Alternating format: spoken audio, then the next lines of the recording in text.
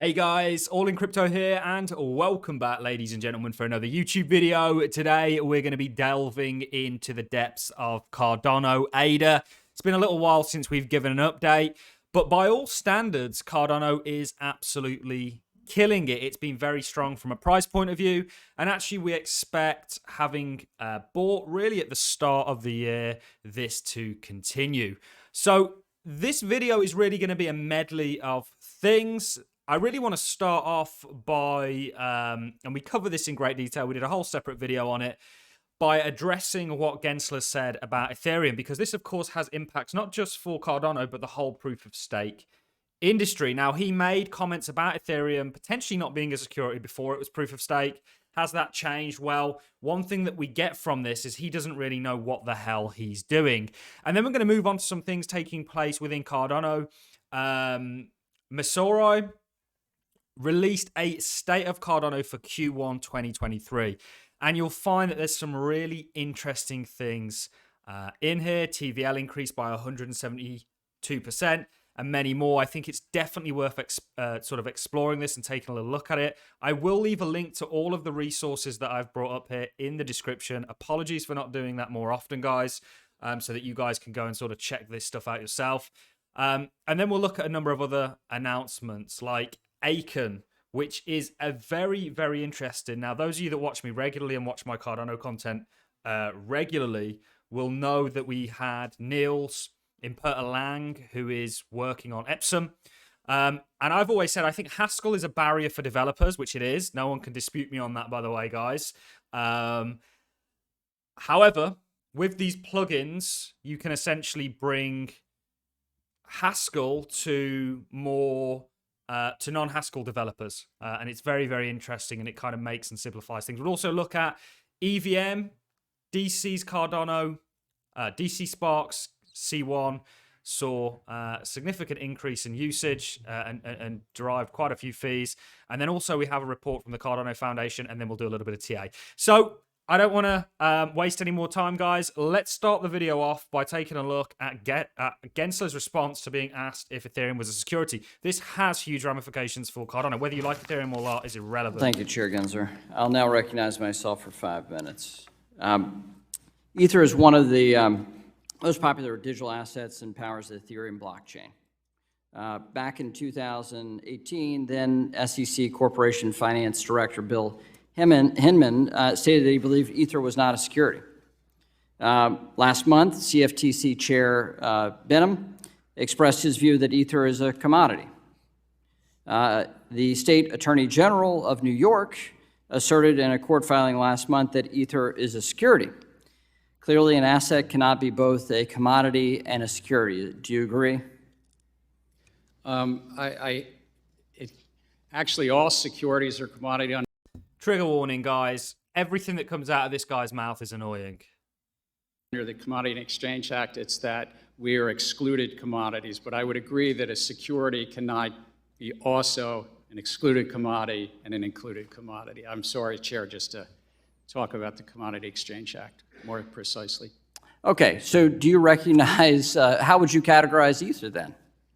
Look, I think that the general sweep of what Congress did, not just in the 30s, but as amended. I'm asking you, sitting in your chair now, to make an assessment under the laws as exist. Is Ether a commodity or a security? Without speaking to any one. I know you've repeatedly said you're not going to speak to one, except you've spoken to one, Bitcoin. So I'm asking you to speak to a second one, the second largest market cap here. And speaking to the tokens, there's 10 to 12. Why have you been in since 2009?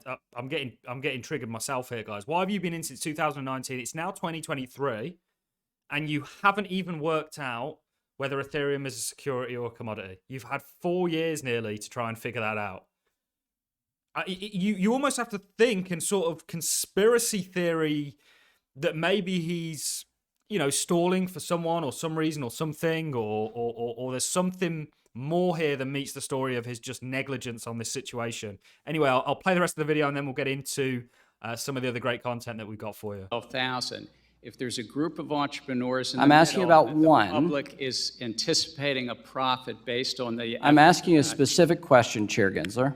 I said this in private. This should be no shock to you. I'm asking this question. Is Ether a commodity or a security? And again, it depends on the facts and the law, and if there's a group of I'm individuals asking about the facts and the law sitting in your seat and the judgment you are making. And so, Mr. Chair, I think you would not want me to prejudge because I'm also But you have aware- prejudged on this. You've taken 50 enforcement actions.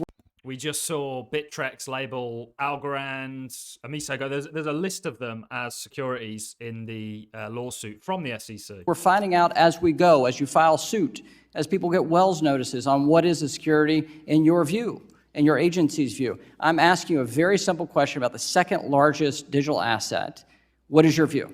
And my view is if there's a group of individuals in the middle that the public is All anticipating right, so let me just ask a based second on those question then. efforts. Do you think it serves the market for an object to be viewed by the commodities regulator as a commodity and the securities regulator to be viewed as a security? Do you think? So I don't want this to be a super long update, guys. So we'll leave that there. We've covered it in other detail or greater detail elsewhere. The entire hearing. We also covered the stablecoin hearing that took place the day after the Gensler trial. Isn't that interesting? He doesn't even know whether it's a security or not, and because the link here with Cardano is of course proof of stake. We know it's different. We know there's everything about these two blockchains. Other than that, it is very different. I wouldn't say everything, but most things. However, it's very relevant to our industry or our space, Cardano, in regards to regulatory clarity, and so far there just isn't any. However, 2 days ago, when this hearing took place, was probably one of the most confirming days of my life so far in the crypto space in regards to where I think this space is going. You know, it was a dream not that long ago that we'd get this kind of representation, certainly by these individuals, and it became a reality just a couple of days ago. So let's look at the state of Cardano Q1. I could probably get rid of my face for this, guys. Key insights: ADA's market cap rose by 54% QOQ, so quarter on quarter, from 8.6 billion to 3.2 billion. This increase moved Cardano from the 9th to the 7th largest network by market cap. TVL increased 172% quarter over quarter from $50.8 million to $138.3 million. The increase is driven by both established protocols such as MinSwap and newer protocols such as Liquid Finance. Indigo, IUSD, and Jed's stablecoin, should be Coty's Jed stablecoin, drove total stablecoin value up 261% quarter over quarter. Not hard because obviously we're going from zero or close to. These stablecoins and their adoption were also a catalyst for the overall TVL. The first Hydra head was opened on mainnet, layer 2 state channel scaling solutions, and first solutions of the Hydra series was first used on mainnet in March, although in limited fashion. Milkamida C1, IOG's EVM, proof of concept, sidechain, one chain, and Midnight continue to work towards increasing interoperability and new use cases for the greater Cardano ecosystem. So it goes and actually shows you all this.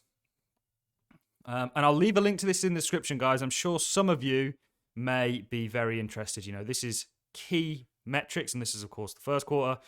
You can see daily active addresses has indeed dropped from last quarter and certainly from Q1 2022, so year over year. But there are lots of metrics that actually look rather positive. Cardano is killing it across the board. I will leave a link to this in the description. Aiken's alpha phase has launched. Aiken is an open source smart contract language and toolkit specifically created to simplify and enhance the development of smart contracts on Cardano, which there's a barrier to at the moment with Haskell. However, sidechains are solving this solution with EVM sidechains. We'll have more sidechains. I'd like to see a WASM one and all this kind of stuff. But you have plugins like Aiken and, of course, Imperta Lang and what he's doing with Epsum or eEpsum that essentially allow you to deploy in a Haskell smart contract, the only way you can currently do it on Cardano main chain,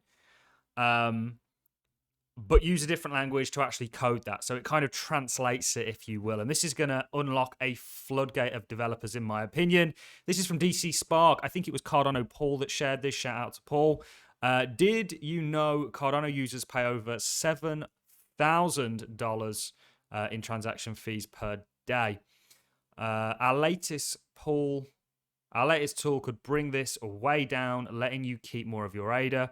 Introducing the UTXO selection benchmark tool, and you can see this is the largest first and firmest. This is the largest first and firmest. Basically, it says, and is looking at actual transaction fees and UTXO that's taking place.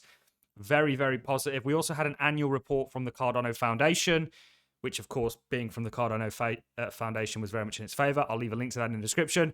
And to finish up now, guys, on the price, you know that we essentially we got out of the market last year and essentially took a position back into the markets on the 5th of January. If anyone wants to check me on that, you can go, if you're a Patreon member, and look at the conversation that we had on the 5th of January as a group, as a Patreon, that led us to taking a position back in the market after staying out really since March. Ultimately, I think you could see a $1 Cardano this year. That's a big call. Now, I'm not saying bet on that, but I do think Cardano generally is in a 5-wave structure. I think this, to me, looks very much like an inverse head and shoulders. The confluence to this, I guess you could almost call on Bitcoin for. You know, Cardano and many of these altcoins are here for Bitcoin. They're at the 25K neckline that we covered. And Ethereum, a larger one, where you have larger money, is further ahead. And then you have altcoins like Cardano that are lagging behind. But they will get there, ladies and gentlemen. The inverse shoulders head and shoulders target is 61 cents. And I do think that may just be the end of the third wave going into the fifth wave, which could see you potentially all the way back at 70+ cents. I think you could see $1 this year, potentially. I really do think it's quite a positive outlook over the short to midterm.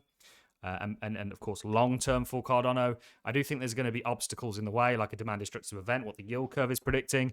But ultimately, I think by the time the yield curve comes in, we stand a good chance of being a lot higher than we already are. So Cardano looks very strong.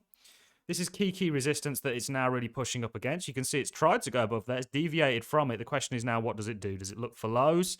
If you took out there, you'd be completely invalidated, or does it reassert? It's very common you get a pullback after you run a key level or get an entry, which this potentially would be if you were trying to trade this head and shoulders.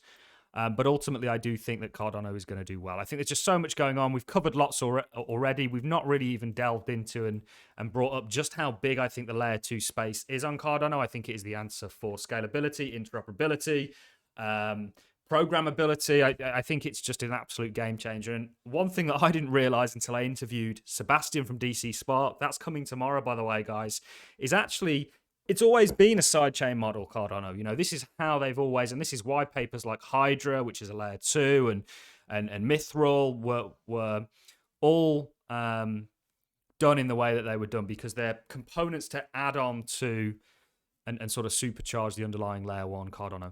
All I've got for you in this video, guys. If you've enjoyed the content, as always, a like is appreciated, so is a comment. Remember, we do have the All-In Crypto Stake Pool. All-In is the ticker. We are back minting blocks, and I would love it if you guys staked with me. Discord and everything coming soon.